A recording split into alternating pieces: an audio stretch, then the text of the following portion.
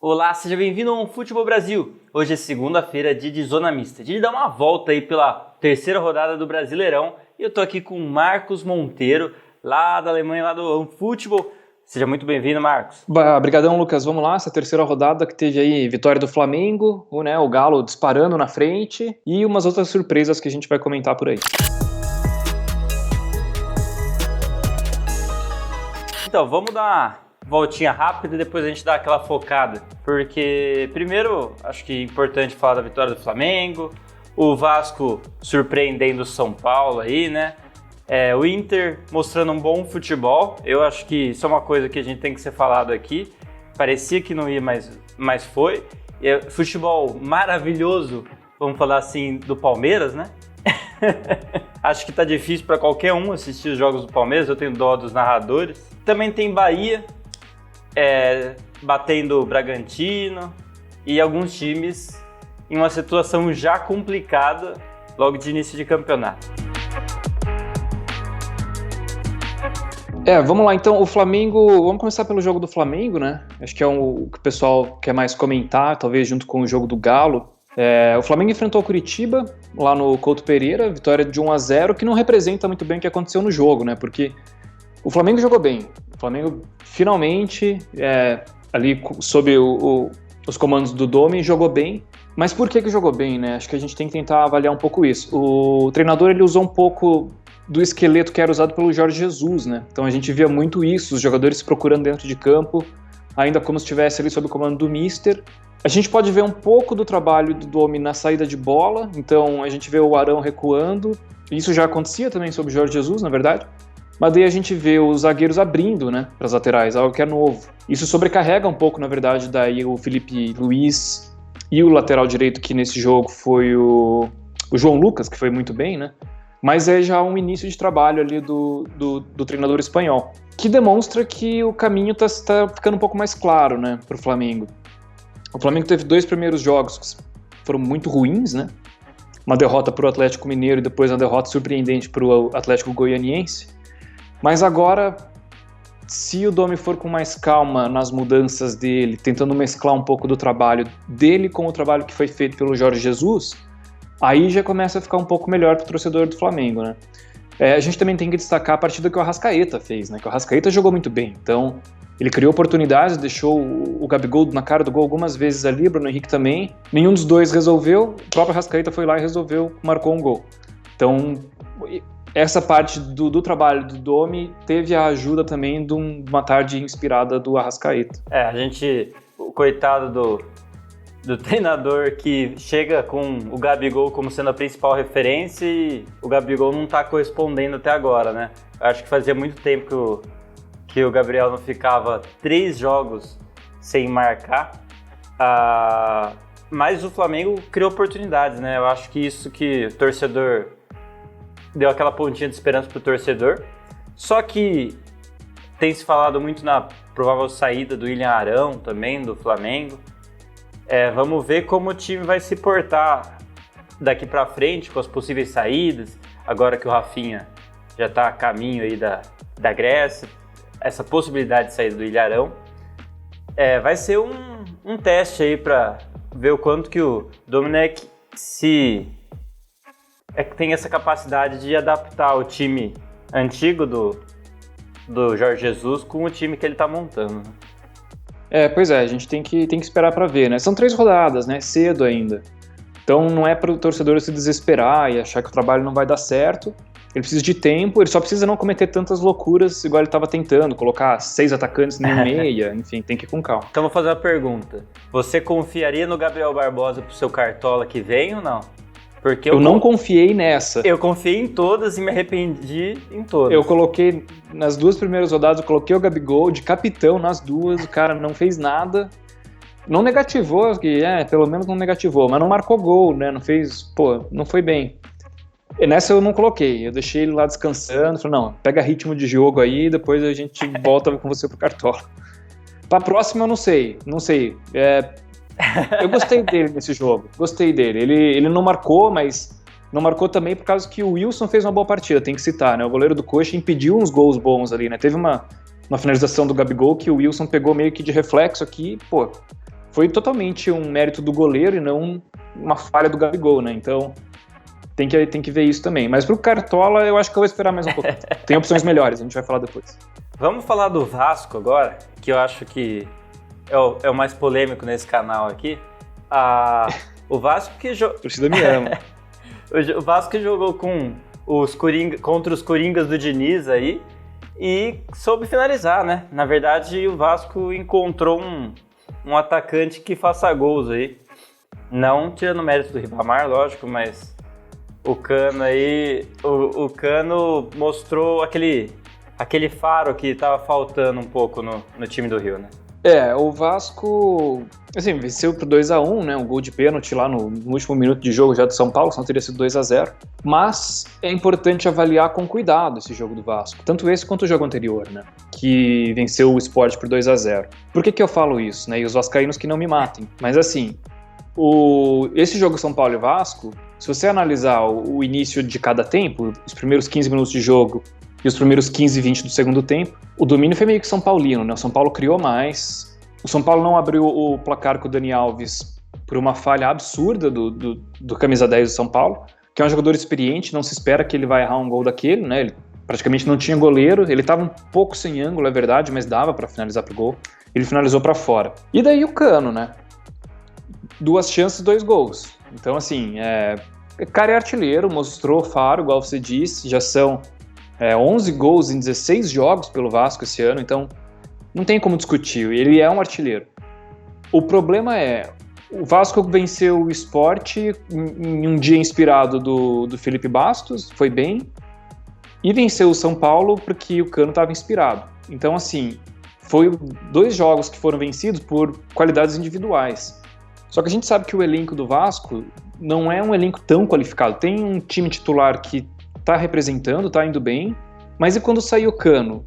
Vai ficar quem, né? Tá, tem o Thales Magno, beleza, mas o Thales Magno jogou os últimos 2 jogos e, assim, não fez gol, que é o que se espera de um atacante. Então, esses 2 jogos, assim, foram muito em cima do individualismo de 2 jogadores.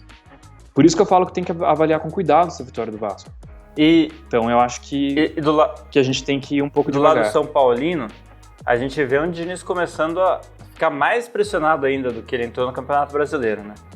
Você acha que ele dura bastante tempo ainda? Você acha que a diretoria vai ter paciência com ele, cara? E já foi uma surpresa pra mim terem bancado ele pra esse ano, né?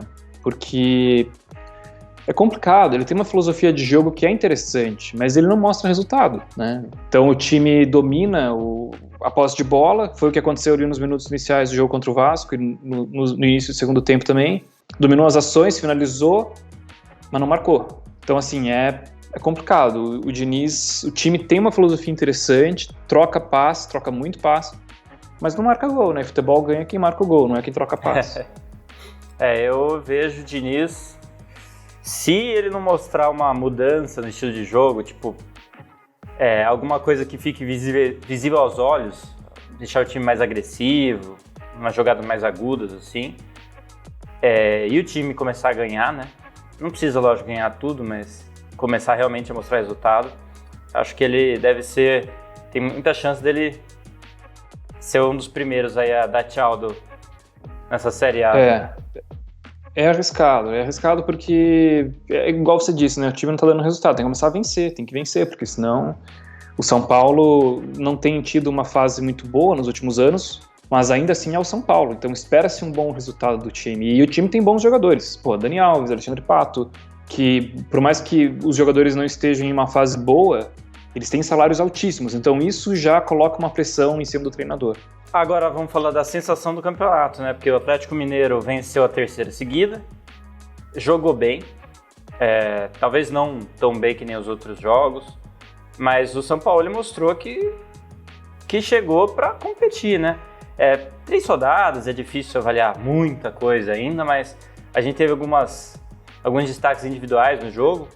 Viu o Marrone aí também com aquele faro de gol, né? Aquela capacidade de finalizar, sem ficar nervoso cara a cara com o goleiro. A gente vê o Atlético Mineiro criando jogada como um todo. O que você vê para esse Atlético Mineiro? Você acha que é só fogo de palha ou... Não, eu acho que não é só fogo de palha, não. O Galo montou um time forte. A gente comentou disso naquele vídeo que a gente fez sobre as apostas do Brasileirão, né? Que o Galo ele montou um time muito forte, mas não tem nenhum elenco tão qualificado. Então isso tem que ser levado em conta também, apesar de ter um time titular muito bom. Nesse jogo, por exemplo, venceu o Ceará por 2-0, mas a gente já viu uma deficiência. O Natan não jogou, né? O time ficou menos criativo. A gente já viu isso no jogo, porque não tinha aquela peça que fosse substituir. O Johan entrou, mas o Johan ele apresenta um certo problema desde a época do Palmeiras, que ele faz minutos bons em um jogo e depois ele some nos jogos seguintes, depois ele volta. Então ele é muito instável. Esse jogo foi um exemplo, o Johan não foi bem. Ele teve uma falta na entrada da área muito perigosa e ele bateu mal, em cima da meia altura, em cima da barreira. E também não teve lance de criatividade dentro do jogo, né? Então esse também é um cuidado que tem que ter. Apesar disso, o Sampaoli é um excelente treinador, né? E ele demonstrou isso já ano passado com o Santos, que tinha um elenco muito limitado, mas foi bem. E agora com o Galo, ele já tá 3 jogos, 3 vitórias, né?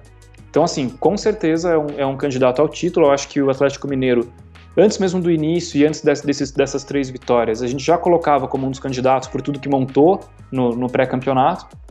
E agora o Sampaoli só está retificando esse favoritismo, né? Então eu acho que o campeonato vai ficar em torno de Flamengo e Atlético Mineiro mesmo, depois que o Flamengo embalar. Bem, vamos dar uma faladinha rápida aqui de 2 jogos mais importantes, entre aspas, né? Que foi Corinthians e Grêmio, que meio que foi um jogo de um time só quase, né? O Grêmio criando muito mais oportunidade, mas o Corinthians sabendo contornar aí o time do Rio Grande do Sul, né? O Cássio numa noite inspirada, a defesa do Corinthians numa noite inspirada como um todo, né? O Cássio é praticamente o maior goleiro da história do Corinthians, né? E é um goleiro que, enfim, já virou lugar comum falar isso, mas o Cássio é um goleiro que cresce em jogo grande, não tem o que fazer. Esse foi mais um exemplo, né? O Cássio cresceu em cima do Grêmio, jogando no Rio Grande do Sul. O empate em 0-0 pro Corinthians foi um bom resultado, porque está jogando fora de casa, apesar de não ter a torcida, o time da casa vem com mais pressão mesmo. E dá para colocar também na conta do Diego Souza, né? Que é um excelente atacante, rodou o Brasil, jogou em, 11 clubes do Campeonato Brasileiro. Mas assim, perdeu um pênalti ali que poderia ter dado a vitória pro Grêmio. 3 pontos que com certeza o time do Renato Gaúcho vai sentir falta depois, quando estiver aí brigando por Libertadores. Que é o que a gente espera do Grêmio, né? Eu acho que colocar o Grêmio na briga pelo título, talvez como uma terceira, quarta força ali, me surpreenderia se o Grêmio buscasse o título ou lutasse ali pela ponta da tabela, né? Mas é um time que vai brigar forte pela Libertadores e esses 3 pontos contra o Corinthians vão fazer muita falta depois. Mas é igual você disse, foi um jogo de um time só praticamente, né? O Corinthians se defendeu e sabe fazer isso muito bem há muito tempo e saiu de lá com 1 ponto na bagagem, não foi um resultado ruim, né? O Thiago Nunes ainda foi expulso depois, né? Reclamou da arbitragem, desnecessário. O Corinthians não criou, então assim, não foi um resultado ruim por um time que não criou, né? O Thiago Nunes podia ter ficado sem esse cartão vermelho. A gente nem vale a pena citar muito, mas vamos fazer uma projeção aqui, porque o Palmeiras empatou com o Goiás e acho que um jogo que, se você não assistiu, você agradeça muito a sorte, porque foi um jogo muito ruim. O Palmeiras de novo num jogo muito fraco, né? E a torcida, todo mundo agora pensa o quanto que a diretoria vai bancar o Lucha para o futuro, né?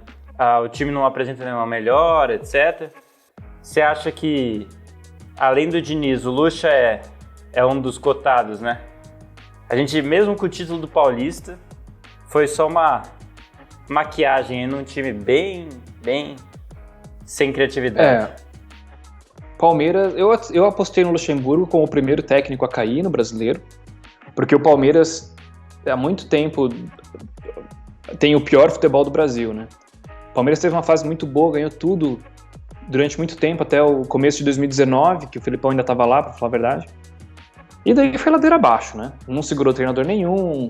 O melhor momento do Palmeiras, desde que o Felipão saiu, foi quando saiu o Mano e não entrou ninguém, que ficou com o técnico interino e o time jogou bem. E depois disso chegou o Luxemburgo e é isso que a gente tá vendo, né? O time não tem padrão de jogo. É feio assistir o jogo do Palmeiras. Falar bem a verdade é essa. O time tá jogando muito mal. O cara que sustentava os resultados da equipe era o Dudu, saiu, o Palmeiras não cria nada, né? O Palmeiras não tem um camisa 10, o Palmeiras não tem pontas que estão representando, contratou o Rony a peso de ouro, e o Rony não acerta um passe de 2 metros, então assim, a torcida tá na bronca com o Rony, a pressão em cima dele tá absurda, e a gente sabe por histórico que o Palmeiras é um time que não segura treinador, né? Então assim, se o Luxemburgo não der resultado nos próximos 3, 4 jogos, vai ficar complicado. Talvez eu vá errar a minha aposta de primeiro técnico a cair, porque o Eduardo Barroca no Curitiba tá para ser demitido, assim, questão de tempo, né? Teve uma reunião lá no Coxa esse fim de semana, na diretoria, e era para ele ser demitido hoje. Resolveram bancar mais um jogo. Que assim, também não sei o que adianta bancar um jogo. Mas enfim. Então deu uma sobrevida aí pro Barroca, né? Mas por conta do treinador do Curitiba, que talvez o Lucha não seja o primeiro a cair. Mas o caminho pro Palmeiras é tenebroso, assim. A gente não vê evolução no time, não tem um futuro, assim. Você assiste os jogos do Palmeiras, como torcedor você não consegue ficar animado com nada, né? Não tem um jogador que você fala, pô, esse jogador foi bem. Tirando os dois volantes da base, o Gabriel Menino e o Patrick de Paula, que nas fases finais do Paulista foram muito bem, você não tem muito o que falar dos jogadores do Palmeiras, que estão todos mais ou menos ruins ali, né? É complicado, assim, o torcedor do Palmeiras pode esperar um ano de... Vacas magras. De que não vai... vacas magras, assim, não vai vir título, a diretoria é muito omissa também, então duvido que vai fazer algum movimento mais ousado no mercado, não vai trazer nenhum treinador de grande porte, não vai lutar por nenhum reforço muito grande, fez investimentos, ao meu ver, equivocados, por exemplo, o Rony, enfim, o ano para o Palmeiras vai ser complicado. Vamos fechar aqui essa voltinha e falar do Bahia, porque assim, o Bahia emendou 2 vitórias, tem um jogo a menos, né? Foram 2 vitórias, vamos dizer assim, sobre times que não estavam tão cotados para ser topo de tabela, lógico. Venceu o Coritiba, né? E depois venceu o RB Bragantino. Mas é um time que saiu que perdeu a Copa do Nordeste e o Roger foi muito criticado. Eu acho interessante a gente olhar para o Bahia assim. Isso deve dar um gás para o time começar a render de novo. Você acha que o Bahia toma esse fôlego mesmo? Você acha que isso é só comecinho? Volta para o meio de tabela em breve aqui. Eu acho que o Bahia é um time que vai terminar o Brasileirão talvez ali numa pré-Libertadores, 6º, 7º lugar, assim. Então, quase meio de tabela, né? Tem um começo bom, né? Mas igual você falou, venceu o Curitiba, que não tem nenhuma vitória no campeonato, em último lugar, e venceu o Red Bull Bragantino. Esse já foi um jogo um pouco mais apertado, né? Ficou 1-1 ali muito tempo, depois acabou voltando na frente do placar. Mas o Bahia é um time organizado, né?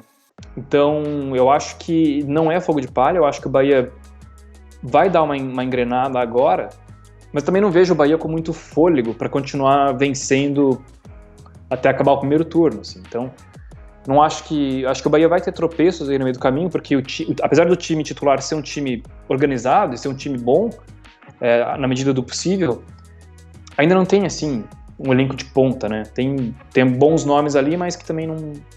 É um pouco o problema que a gente falou do Vasco ali, né? Sai o titular, quem que cobre? Quem que entra? Então, assim, tem essa falha, né? O Bahia começou o campeonato com o Roger Machado sendo muito visado aí para brigar pela primeira colocação de técnico a ser demitido, né? Mas eu acho que essas 2 vitórias devem dar um gás aí, um oxigênio, vamos dizer assim, para ele durar um bom tempo ainda. E vamos ver, né? Às vezes o Roger dá tempo também para ele se reinventar e dar uma ajeitada nesse time, que agora tem Rodriguinho e tem a volta do Gilberto, né? Então, às vezes o time começa a render um pouco mais aí com o Gibagol em campo. Eu concordo. Eu acho que o Roger vai ficar um pouco mais tempo no cargo, sim.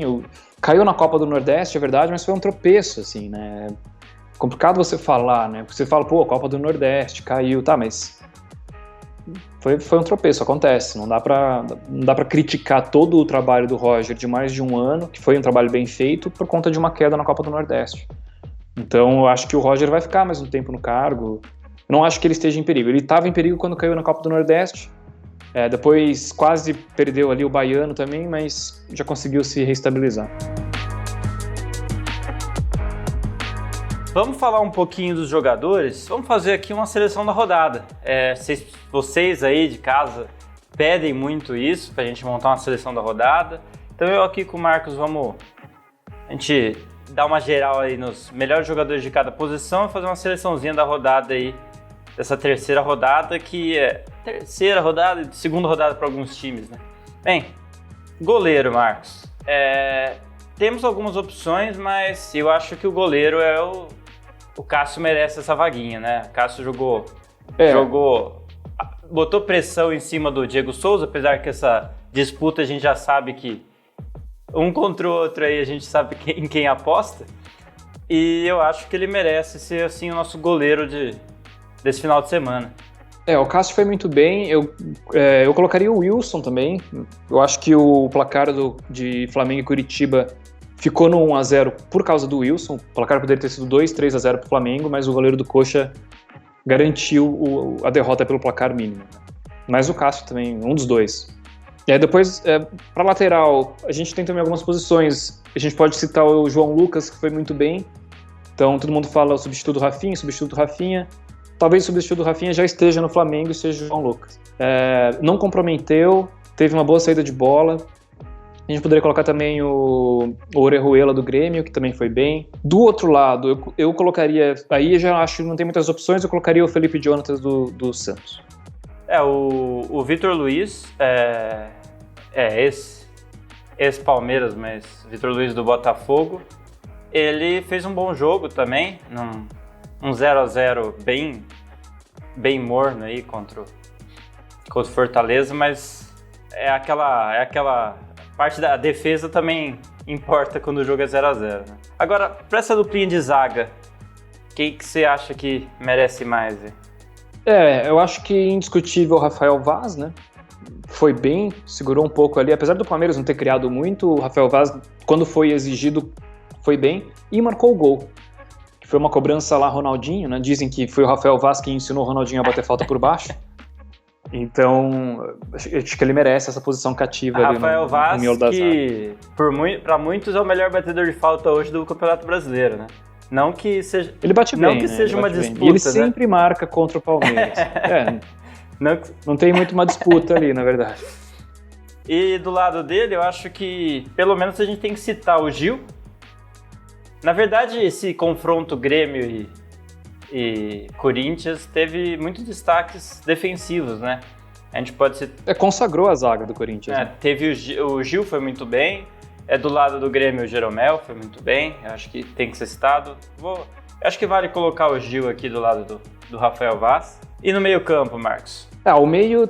Bom, se a gente tá montando um 4-3-3, duas posições do meio ali, eu acho que não tem nem como mexer, que é o Nenê do Fluminense e o Arrascaeta do Flamengo. O Nenê marcou 2 gols e o Arrascaeta deixou os companheiros na cara do gol, ninguém resolveu, o Arrascaeta foi lá e falou, então deixa que eu faço, e marcou o dele.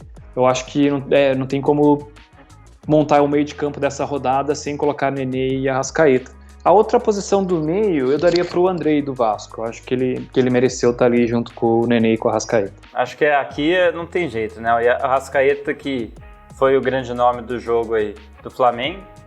O Nenê, que se você olhar a partida, assim, ele não teve um jogo espetacular, mas é um jogo que ele foi decisivo, né? É uma rodada que não dá pra tirar o mérito dele.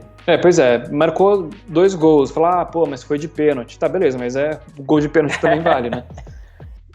Coisa que o Diego Souza, por exemplo, não fez. E se tivesse feito, o Grêmio teria vencido. Então, assim, não dá pra desmerecer. O cara bateu bem e marcou, entendeu? Acho que a parte mais difícil, assim, dessa seleção vai ser escolher 3 jogadores pra esse ataque, né? Nós tivemos tá sobrando vários nomes muito interessantes. Eu queria citar, pelo menos, o Guerreiro, que mesmo perdendo o jogo, o Guerreiro começou o Brasileiro muito bem. Eu acho que quando o Guerreiro começa assim, ele normalmente mantém o nível. Ele é um jogador que todo mundo estava falando muito mal, realmente ele não estava rendendo no Internacional, mas eu acho que parece que vai ser um bom ano aí pro ataque do Internacional, né? O Guerreiro foi muito bem, né? Marcou gol de novo, já é o artilheiro do Brasileirão, 3 gols em 3 partidas, e deu 2 passes ali, deixando o companheiro na cara do gol, né? Então ele foi muito bem de novo. Ele participou de todos os gols do Inter nesse Campeonato Brasileiro até agora. Então marcou 3 e deu outra assistência. Então ele tá indo muito bem. Mas eu não sei se ele teria espaço nessa seleção, assim. Por quê? Porque essa rodada foi muito boa pros atacantes, né? Então a gente tem o Marrone, do Galo, que também fez 2 gols, foi muito bem. Esse segundo gol dele no contra-ataque, ele puxou com velocidade, protegeu bem a bola, ele fez o movimento certo, ele cortou para dentro, tocou na saída do goleiro. Então assim, foi um gol de quem sabe mesmo. E o Cano, como é que não vai citar o Cano, né? Se não colocar o Cano nessa seleção, o vascaíno vem aqui e derruba o canal. Então, o Cano foi muito bem, cara, foi muito bem. Foi gol de centroavante artilheiro mesmo. Foi muito oportunista. Os 2 gols de dentro da área, que é onde o cara sabe jogar. Um foi meio que um cruzamento, né? E a bola sobrou e ele deslocou o goleiro. E no outro foi um pouco de falha da defesa do São Paulo, que deixou o cara sozinho e ele matou o goleiro de novo. Então, assim, o Cano merece. O Marrone que foi a salvação do Cartola da maioria das pessoas, né? Foi a minha salvação do Cartola. Eu, inclusive, assim, eu fui razoável nesse Cartola, mas eu coloquei 2 jogadores do Atlético Mineiro, que é o Saverino e o Marrone, e eu coloquei o capitão Saverino, então dobrou o 0,4 que ele fez, eu fiz um 0,8 com o meu capitão, e sorte que tinha o Marrone do lado para dar uma compensada. Mas o meu Cartola, eu tô abrindo ele aqui, mas eu fiz o erro de apostar no Palmeiras, né? Então assim, não cometa esse erro. Eu coloquei, eu tô vendo aqui, ó, eu coloquei 1, 2, 3, 4, 5 jogadores do Palmeiras e o Luxemburgo. E meu capitão foi o Marcos Rocha, né? Então, não deu muito certo, assim. Quem salvou meu Cartola foi o Marrone, que fez 19 ponto alguma coisa, quase 20 pontos, assim, que foi quem me jogou lá pra cima, porque se tivesse dependido do Palmeiras, eu tinha afundado no Cartola. E eu acho que pra fechar nosso ataque, eu acho que vamos colocar o Marinho, né? O Marinho foi muito bem, né? De novo, também é outro jogador que tá indo muito bem. E vai muito bem no Cartola também, né? Porque ele marca gol, dá assistência. Tem muita falta em cima dele também, né? Então, ele é um cara pra galera ficar de olho quando vai escalar no Cartola. O Marinho é sempre uma boa opção. E nessa rodada ele foi muito bem, né? Ele marcou um gol e deu 2 assistências. Então, assim, ele foi o cara do Santos nesse jogo. Mais uma vez, né? Soltou lá o torpedo atômico dele. O mini míssil aleatório. Mini míssil aleatório, isso. Torpedo atômico, nada a ver. Soltou o mini míssil aleatório dele e salvou o Santos de novo, né, cara? E o Santos, você acha que engrena agora ou... Difícil falar, né? Difícil falar. O Santos. O Cuca chegou e tá indo bem, né? Pô, o Santos... ganhou de 3-1. O Santos é um dos times que eu menos apostava nessa rodada, por pegar um Atlético Paranaense engrenado, né? Jogando bem aí. Mas jogou. O Santos que jogou com vontade, jogou agressivo. O Santos foi bem. O Santos foi bem, sim. É uma surpresa, na verdade, porque o Furacão tava com 100% de aproveitamento, né? E tava para ser líder do Brasileirão junto com o outro Atlético, né? O Mineiro. Mas perdeu pro Santos, assim, 3-1, foi surpreendente mesmo. Vamos ver, interessante analisar essa evolução do Santos com o Cuca agora. Vamos ver o que vai dar. Não apostaria, não colocaria minha mão no fogo, mas também não acho que... Eu acho que o Cuca pode fazer um bom trabalho.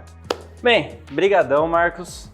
Essa foi nossa giro aí pela 3ª rodada do Campeonato Brasileiro.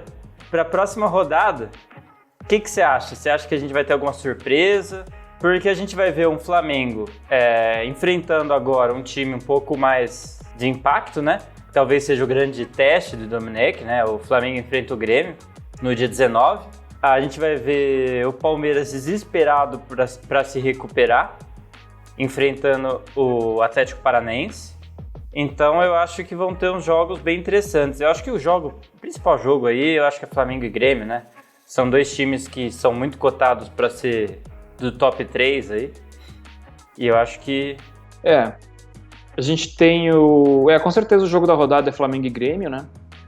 O Domi estreou contra o Atlético Mineiro, né? Então, assim, foi uma estreia meio ingrata, primeiro jogo, time perdido em campo, fora de ritmo.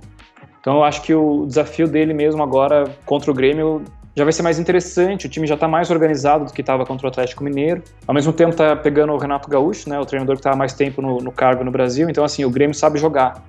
Vamos ver o que vai dar, é interessante. O confronto do Palmeiras é mais um pro torcedor passar raiva, porque Historicamente, o Palmeiras sempre vai mal contra o Atlético Paranaense, principalmente em Curitiba.